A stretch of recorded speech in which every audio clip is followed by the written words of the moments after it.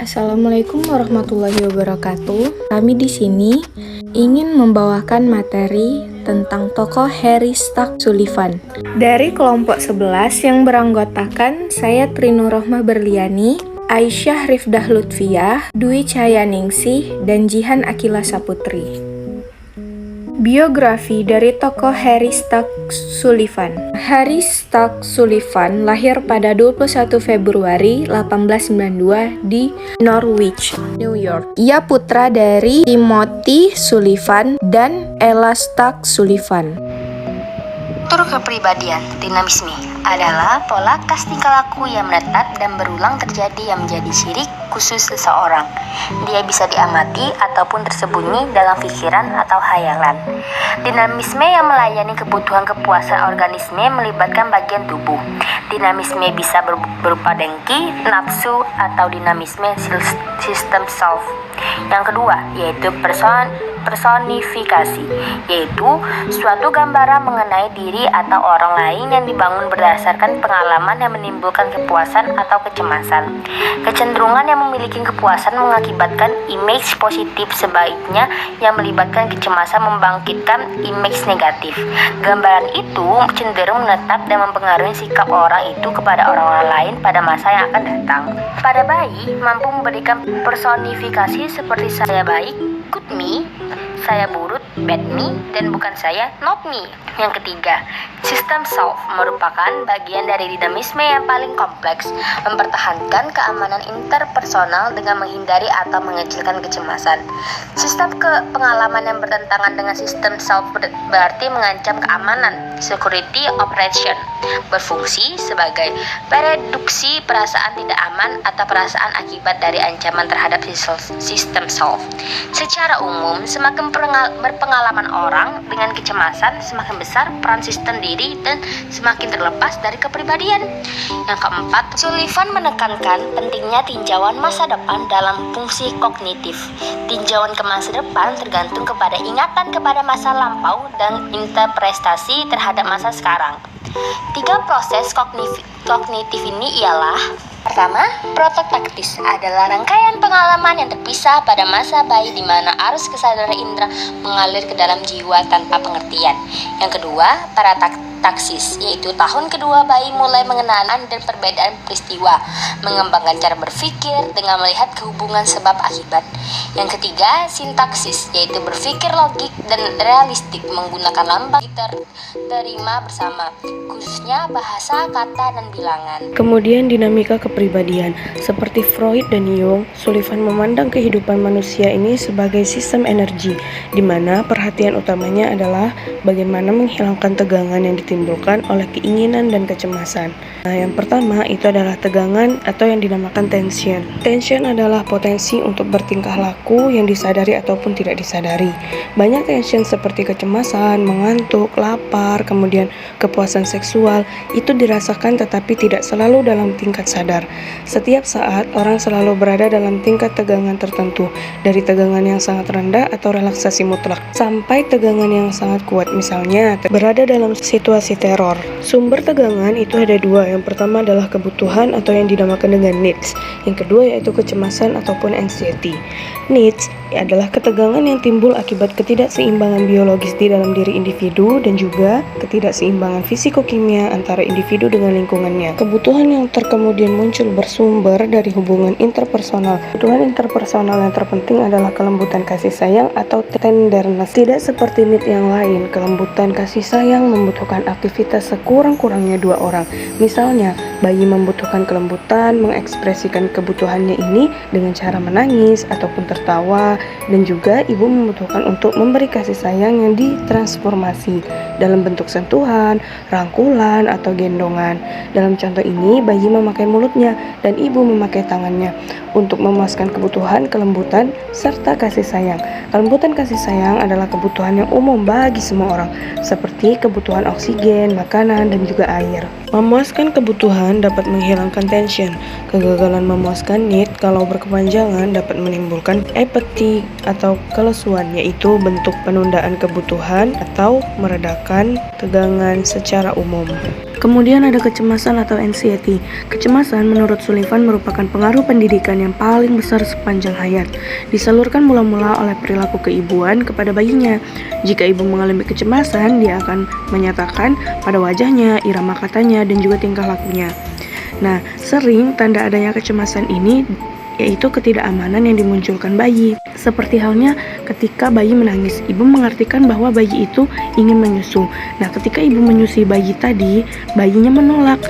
Kemudian terjadi kesalahartian, ibu mengartikan bahwa hal tadi itu adalah bayi merasa lapar.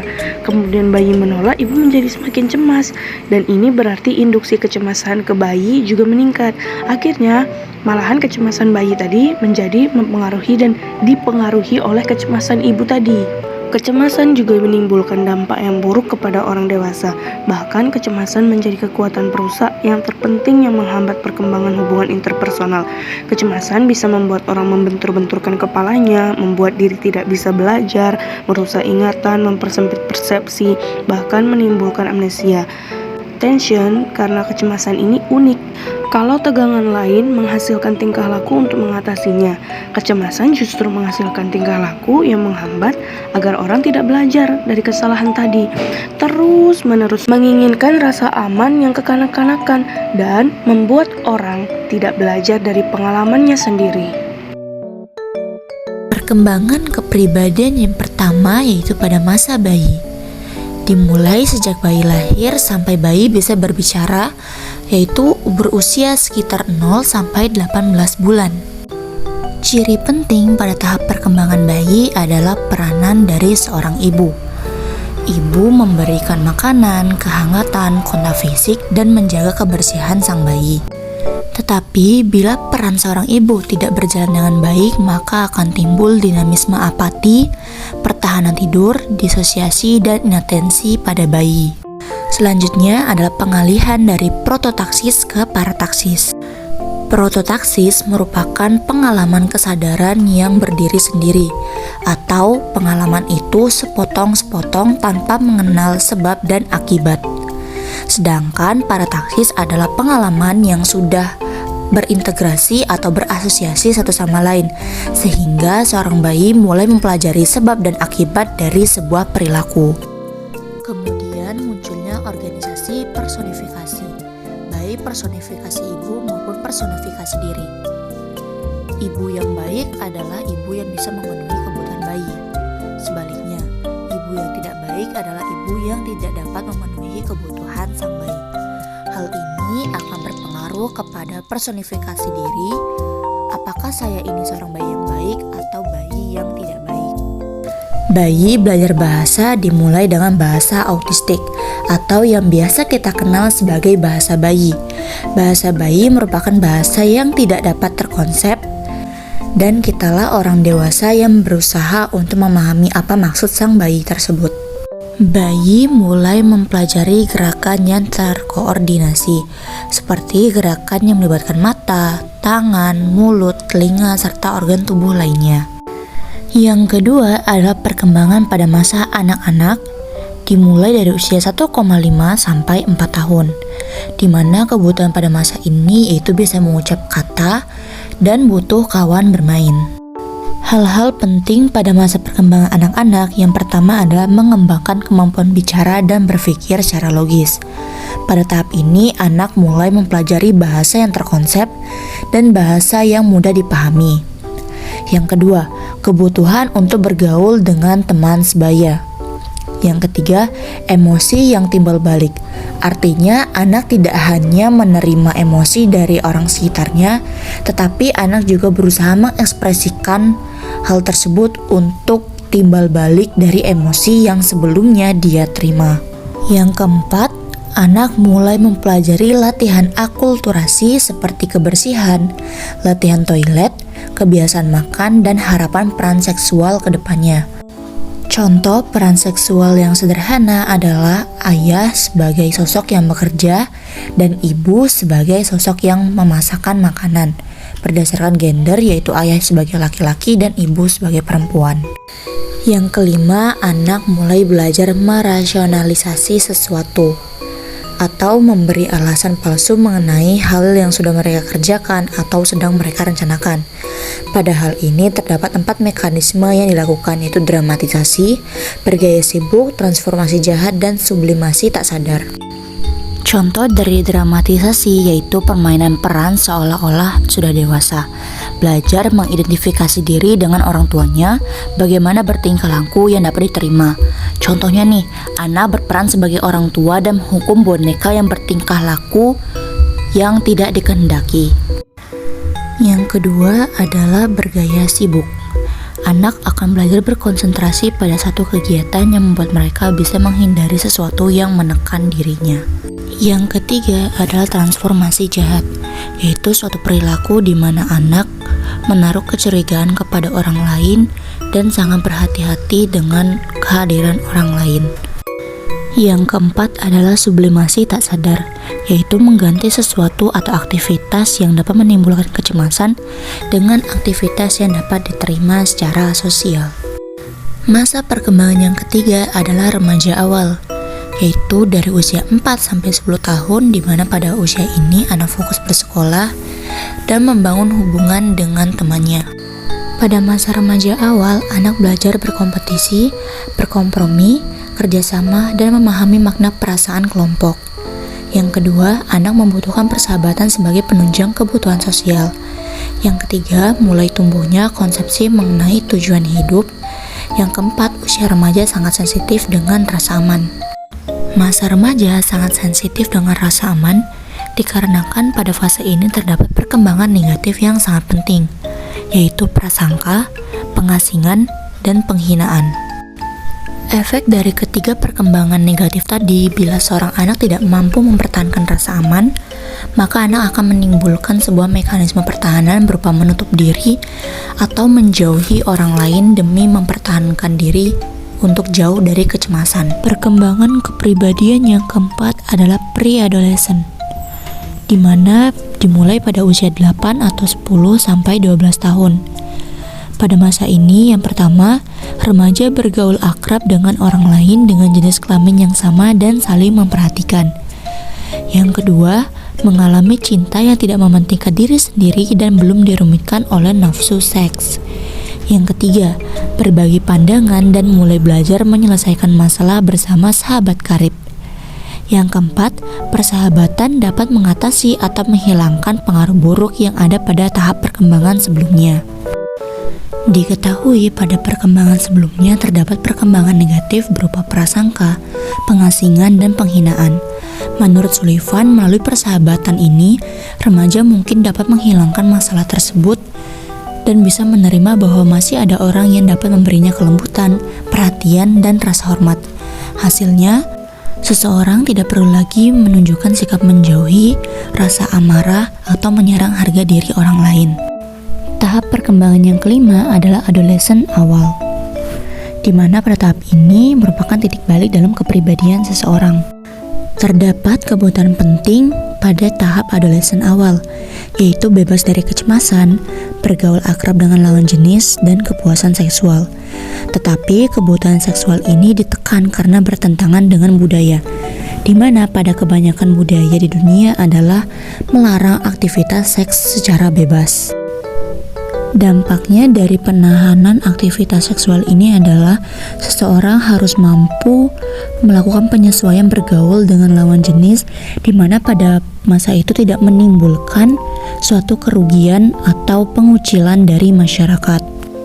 Perkembangan yang keenam adalah adolescent akhir, dimulai pada usia 16-20 tahun, dan fokus perkembangannya adalah kemantapan hubungan dengan seseorang dan rasa tanggung jawab sosial. Seseorang pada masa adolesen akhir berpikir secara sintaksis, yaitu pola pikir yang realistis dan logis. Pola pikir sintaksis digunakan terutama mengenai pemahaman tentang hidup dan sikap orang lain, pemahaman mengenai saling ketergantungan dalam hidup, dan cara menangani berbagai jenis masalah interpersonal. Menurut Sullivan, pada masa adolesen akhir, memiliki hubungan khusus dengan seseorang merupakan sumber utama kepuasan hidup. Bila seseorang memiliki kecemasan yang tinggi pada tahap ini, maka akan muncul berbagai masalah seperti personifikasi yang tidak tepat dan keterbatasan dalam hidup. Orang tersebut cenderung menghindari resiko dan juga takut mengambil keputusan. Kecemasan yang tinggi juga akan mempengaruhi hubungan kita dengan seseorang, terutama dalam hubungan romantis. Orang dengan kecemasan tinggi cenderung mengikat pasangannya dan menerapkan aturan-aturan yang sangat ketat. Pencapaian akhir periode ini adalah self-respect, yang menjadi syarat utama untuk mampu menghargai orang lain dan diri sendiri. Menurut Sullivan, seseorang yang menghina atau merendahkan orang lain sebabnya dikarenakan orang itu sendiri mempunyai kualitas yang mencemaskan atau memalukan bagi dirinya. Sehingga bila dia tidak bisa menghargai dirinya, maka dia tidak akan mampu menghargai orang lain. Tahap yang ketujuh pada perkembangan kepribadian Sullivan adalah kemasakan atau maturity. Diharapkan pada masa ini seseorang sudah mampu memenuhi kebutuhan yang dianggap penting, bekerja sama dan berkompetisi dengan orang lain, mempertahankan hubungan dengan seseorang yang memberi kepuasan intimasi dan seksual, dan juga memiliki peran aktif dalam masyarakat. Menurut Sullivan, di antara pencapaian-pencapaian tersebut, intimasi adalah hal yang paling penting pada pertumbuhan dewasa seseorang. Kemudian dilanjutkan aplikasinya. Yang pertama ada gangguan mental. Menurut Sullivan, semua gangguan mental berasal dari cacat hubungan interpersonal dan hanya dapat difahami melalui referensi lingkungan sosial orang itu. Kekurangan-kekurangan yang ada pada penderita psikiatri juga ditemukan pada orang normal, hanya dalam kadar yang rendah. Tidak ada yang unik mengenai gangguan mental. Semuanya berasal dari kesulitan hubungan interpersonal yang dihadapi semua orang. Semua orang itu manusia biasa, dan seorang klien, dia itu manusia, sama halnya dengan psikiatrinya. Sullivan ini membagi kelompok skizofrenia menjadi dua, yakni skizofrenia yang menunjukkan simptom organik dan skizofrenia yang akar masalahnya faktor sosial. Kemudian ada psikoterapi. Teori Sullivan menunjukkan kesulitan hubungan interpersonal sebagai penyebab gangguan mental, sehingga prosedur terapinya berpusat pada usaha untuk memperbaiki hubungan interrelasi pasien. Untuk memudahkan proses itu, terapis berperan sebagai pengamat partisipan, menjadi bagian dari hubungan interpersonal itu, bergaul tatap muka dengan klien, yang berarti memberi kesempatan kepada mereka untuk mendapatkan komunikasi sintaksis dengan orang lain. Nah, itulah penjelasan singkat dari materi kelompok kami. Sekian, terima kasih.